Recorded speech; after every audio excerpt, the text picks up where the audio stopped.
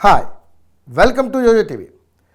తెలంగాణలోని తమ సర్కార్ను కూల్చేందుకు BJP internal ఆపరేషన్ను మొదలుపెట్టిందని కాంగ్రెస్ అనుమానిస్తోంది.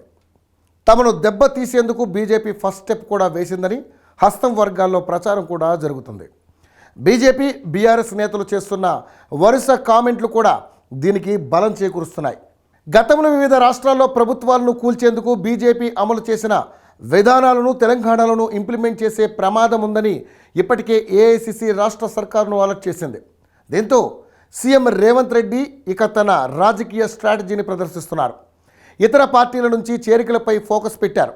ఇప్పటికే ఓ సిట్టింగ్ ఎమ్మెల్యేను చేర్చుకున్నారు. గ్రేటర్ హైదరాబాద్ పరిధిలోని ఎమ్మెల్యేలను చేర్చుకోవాలని నిర్ణయించుకున్నట్లుగా తెలుస్తోంది.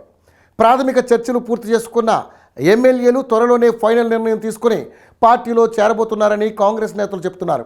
అయితే ఇద్దరు ఎమ్మెల్యేలను మాత్రం ఎట్టి పరిస్థితుల్లోనూ తీసుకోవద్దని ఏఐసిసి నుంచి రాష్ట్ర పార్టీకి ఆదేశాలు వచ్చినట్లుగా తెలిసింది. ఆ ఇద్దరు నేతలు ఎవరనేది ఇప్పుడు ఇటు కాంగ్రెస్తో పాటు బీఆర్ఎస్లోని కీలక నేతల మధ్య చర్చలు జరుగుతున్నాయి. దీంతోపాటు జిల్లాలోని మరికొందరు ఎమ్మెల్యేల చేరికలకు రంగం సిద్ధమైనట్లుగా తెలుస్తుంది. పార్లమెంట్ ఎన్నికల్లోపు ఫేజ్ల వారీగా ఎమ్మెల్యేలను చేర్చుకుంటామని కాంగ్రెస్ నేతలు నొక్కి చెబుతున్నారు. బీజేపీతో పాటు కేసీఆర్కు రాజకీయ దెబ్బ రుచి చూపించేందుకు తాము రెడీగా ఉన్నామని సీఎం రేవంత్ రెడ్డి ఆధ్వర్యంలో తమ పదునైన వ్యూహాలను ప్రయోగిస్తున్నట్లుగా రేవంత్ రెడ్డి సీక్రెట్ ఆపరేషన్ టీంకు చెందిన ఒక కీలక నేత చెప్పారు. సిపిఐతో పొత్తు పెట్టుకుని కాంగ్రెస్ అసెంబ్లీ ఎన్నికలకు వెళ్ళింది. ఈ ఎలక్షన్స్లో కాంగ్రెస్ 64, సిపిఐ 1 సీటు గెలుపొందాయి. దీంతో కాంగ్రెస్ కూటమికి ప్రస్తుతం 65 సీట్లున్నాయి. బీఆర్ఎస్ 39, ఎంఐఎం బీజేపీ కలిపి 15 మంది సభ్యులు గెలిచారు. అయితే బీజేపీ బీఆర్ఎస్ కలిపి ప్రభుత్వాన్ని పడగొట్టాలని చూస్తున్నాయనేది కాంగ్రెస్ వాదన. కేంద్రంలోని బీజేపీ పలువురు కాంగ్రెస్ ఎమ్మెల్యేలను ఇబ్బంది పెట్టే ప్రయత్నం కూడా చేస్తుందని గాంధీభవన్ వర్గాలు తెలిపాయి. దీంతో ముందు జాగ్రత్తతో బీజేపీ బీఆర్ఎస్ల ఆపరేషన్కు చెక్ పెట్టేందుకు కాంగ్రెస్ పార్టీ బీఆర్ఎస్ ఎమ్మెల్యేలను చేర్చుకోవాలని ఫిక్స్ కావడం గమనార్హం. రాష్ట్రంలో పవర్లో ఉన్నందున ఈ టాస్క్ ఈజీ అనేది పార్టీ బలంగా నమ్ముతుంది. బీఆర్ఎస్ తప్పిదాలు తాము చేయకూడదని కాంగ్రెస్ గతంలో సూత్రప్రాయ నిర్ణయం తీసుకుంది. కార్యక్రమాలు, స్కీములు, పరిపాలనలో అన్నీ సక్రమంగా నిర్వహించాలని సీఎం రేవంత్ రెడ్డి తనదైన శైలిలో మానిటరింగ్ చేస్తున్నారు.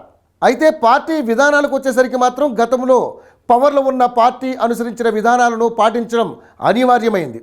2014లో టీడీపీ నుంచి 12, కాంగ్రెస్ నుంచి 5, వైసీపీ నుంచి 3, బీఎస్పీ నుంచి 2, సిపిఐ నుంచి 1 ఎమ్మెల్యేకు గులాబీ కండువా కప్పారు.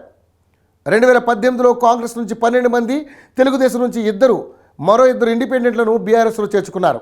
అంటే ప్రతిపక్ష హోదా లేకుండా చేశారు.